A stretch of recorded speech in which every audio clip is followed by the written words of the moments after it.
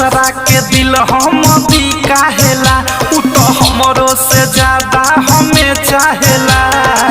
कातिल नजरिया बड़ी डाहेला उनकर कातिल नजरिया बड़ी डाहेला अब दूसरा के दिल हम भी काहेला उ तो हमरो से ज्यादा हमें चाहेला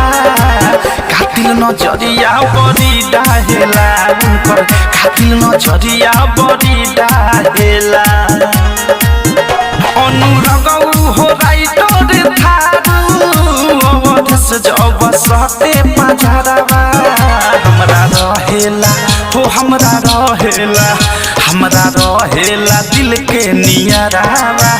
सखी हमर हीरौआ यारवा हमरा रहेला दिल